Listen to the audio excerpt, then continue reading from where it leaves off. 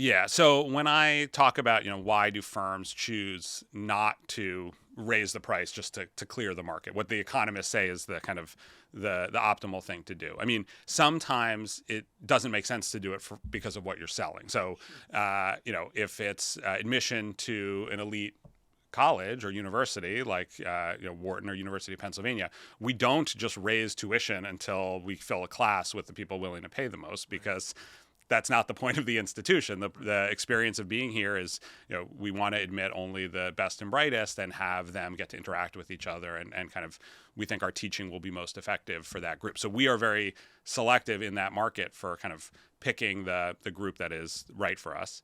And that same thing is true on the labor market, which is another of these hidden markets where you don't just lower your offered salary until you get one person apply. You have to kind of work through the applicants that you get and kind of pick the right one.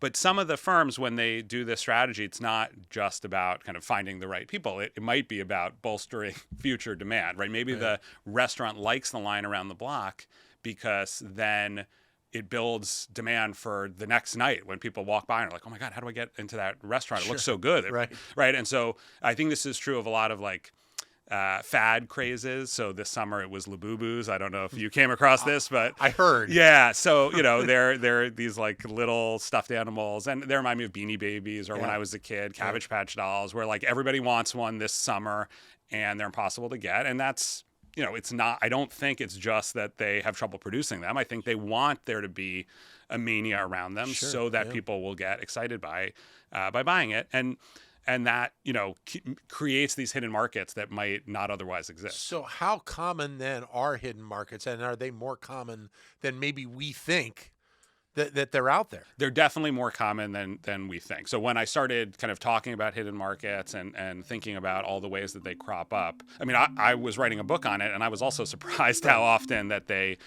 pop up, and they pop up in these environments that are particularly important. Thank you for listening to The Ripple Effect. We hope you found this episode informative and engaging. Don't forget to subscribe and leave us a review so that we can continue to bring you the best insight from the Wharton School.